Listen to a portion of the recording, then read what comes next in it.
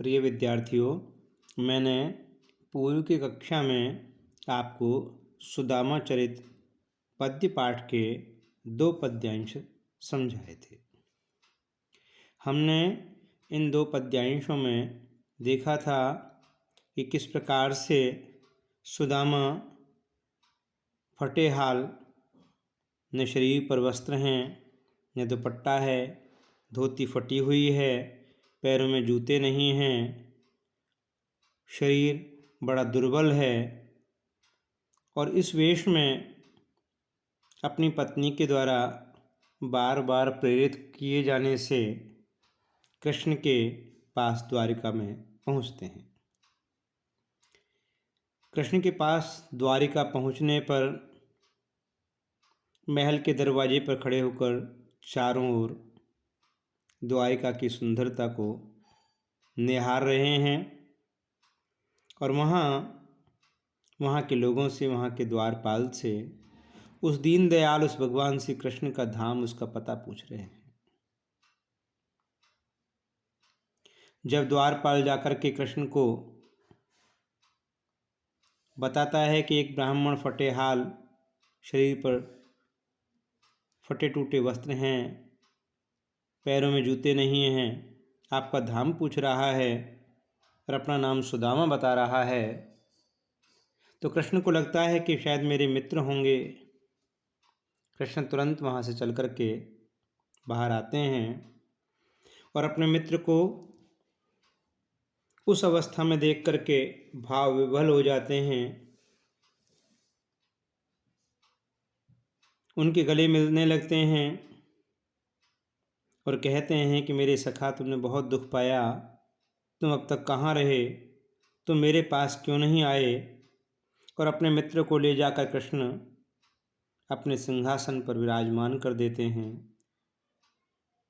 जल की परात मंगाते हैं सुदामा के पैरों को धोने के लिए, लेकिन सुदामा की अपने मित्र की उस दीन दशा को देख करके कृष्ण इतने भाव विभल हो जाते हैं कि उनके नेत्रों से प्रेमाश्रु बहने लगते हैं और अपनी आँखों से बहने वाले उन अश्रुओं से ही कृष्ण अपने मित्र सुदामा के पैरों को धोते हैं। आगे के विषय में देखते हैं। कछु भावी हमको दियो, सो तुम काहे न देत, चाप पोटरी काख में, रहे कहो के ही हेत। कृष्ण जी ने सुदामा को अपने सिंहासन पर बैठाया हुआ है, उनके चरणों को धो रहे हैं। क्योंकि कृष्ण जी महसूस कर रहे हैं कि सुदामा के पास में कोई पोटली है, उसे वो बार बार छुपा रहे हैं, अपने बगल में छुपाने का प्रयास कर रहे हैं।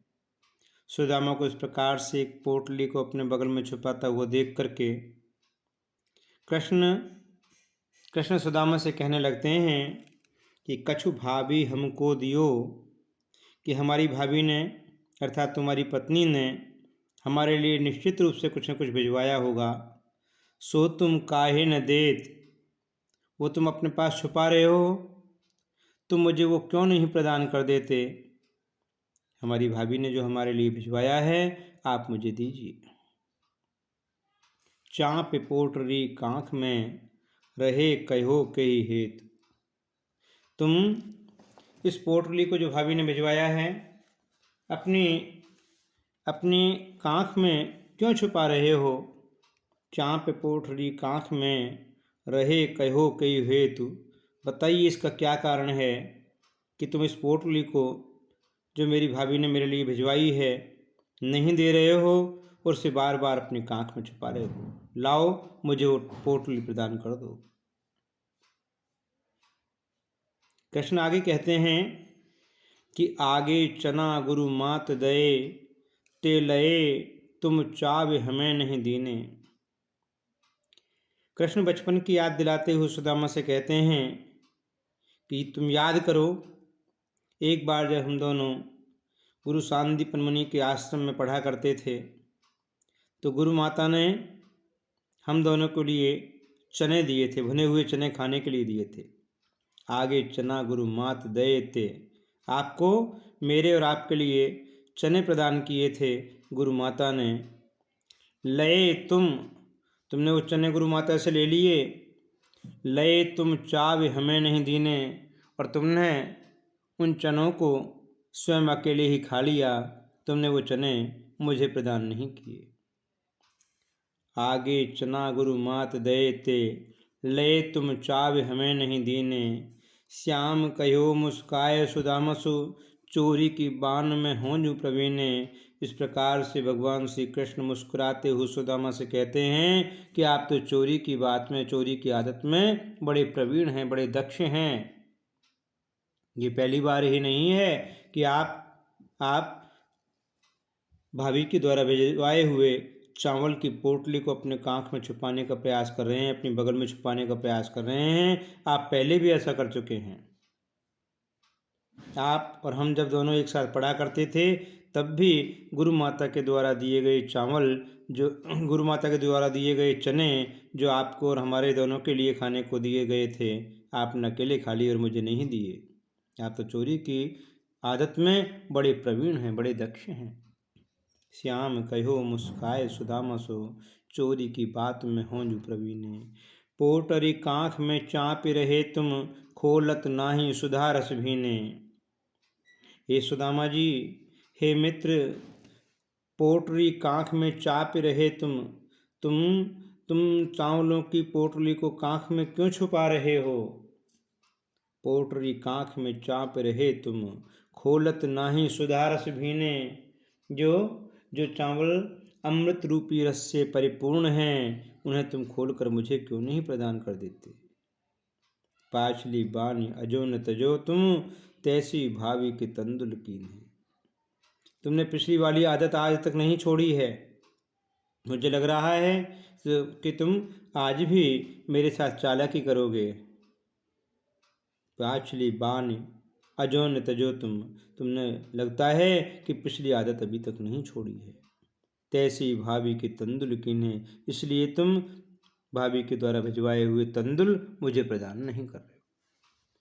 इस प्रकार से कृष्ण सुदामा को इस बात के लिए कहते हैं कि तुम मुझे वो चावल क्यों नहीं दे रहे हो?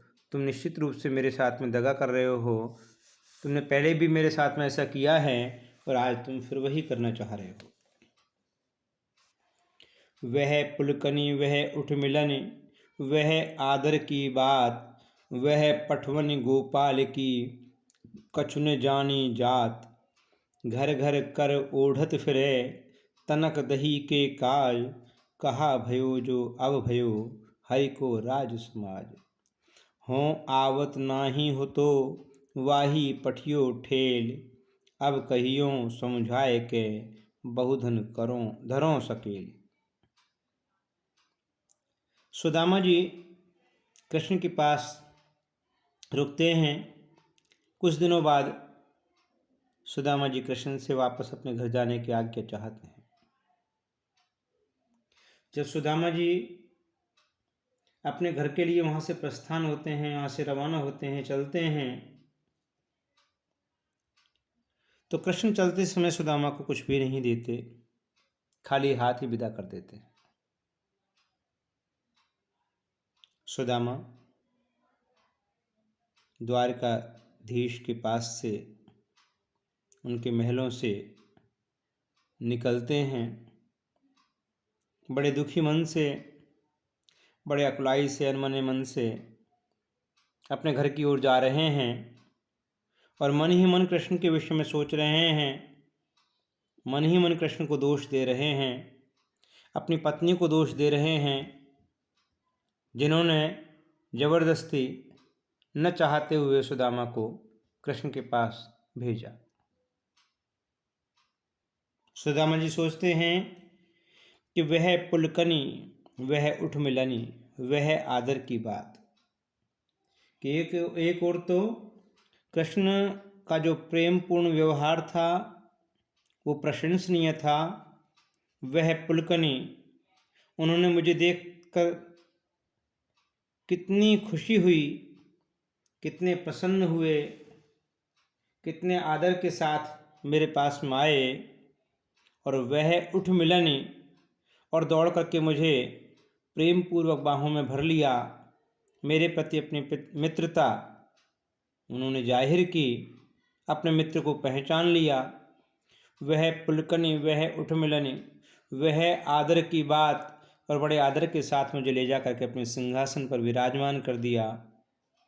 मेरे चरणों को धोने के लिए पानी परात में मंगा ली और मेरे चरणों को धोने के लिए तैयार हो गए। वह पठवनि गोपाल की कछु न जानी जात, लेकिन उन्होंने दूसरी तरफ वह पठवनि गोपाल की, जब मुझे वहाँ से विदा किया, पठवन मीन्स विदा करना, जब मुझे वहाँ से द्वारकाधीश ने अपने महलों से विदा किया, वह पठवनि गोपाल की कछु न जानी जात, उस समय उन्होंने मुझे बिना कुछ दिए हुए ही वापस भेज दिया, मुझे चलते समय कुछ प्रदान नहीं किया। वह पठवनि गोपाल की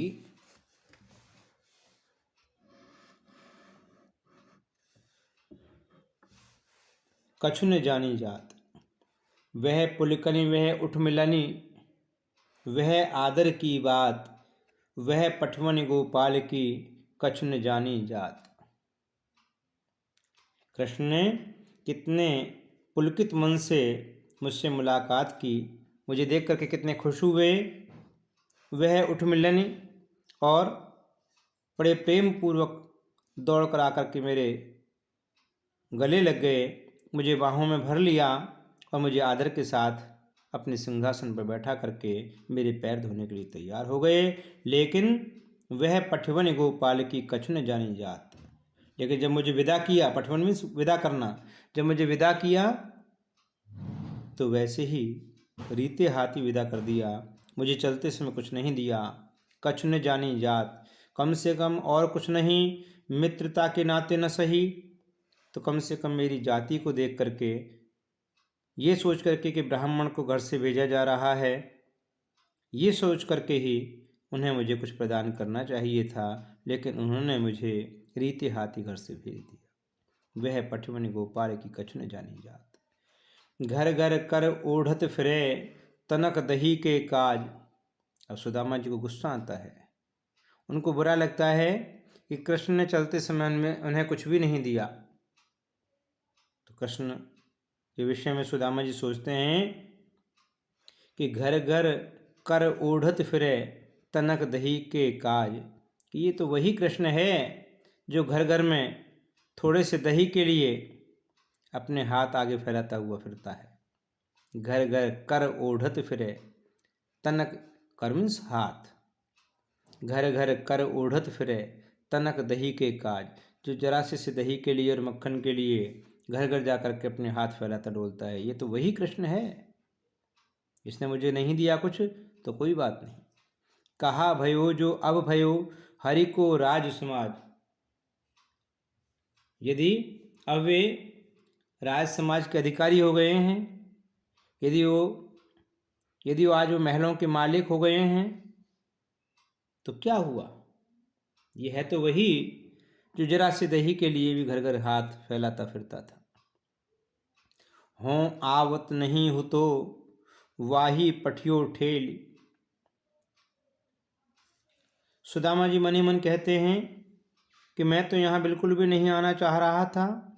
हों आवत ना ही हो तो वाही पठियो ठेल, लेकिन उसने मुझे ज़बरदस्ती यहाँ जाने के लिए, यहाँ पर पहुँचने के लिए प्रेरित किया, मजबूर किया। उसने किया, उसने किसके लिए? पत्नी के लिए। सुदामा जी कहते हैं मन ही मन कि मुझे मेरी पत्नी ने ज़बरदस्ती यहाँ भेजा, नहीं तो मैं यहाँ नहीं आना चाह रहा था। हों आवत ना ही हो तो वाही पठियो ठेल, अब कहियों समझाए के बहुधन धरों सकेली। अब जाकर के उसके कहूँगा कि लो, बहुत सारा धन तुम्हारे लिए कृष्ण जी ने भिजवाया है, उसे संभाल कर रख लो, उसे सकेर लो, उसे इकट्ठा करके रख लो। तो इस प्रकार से सुदामा जी जब कृष्ण के पास रीते हाथ आ जाते हैं तो मन ही मन पश्चाताप करते हुए मन ही मन दुखी होते हुए वहाँ से अपने घर आ रहे होते।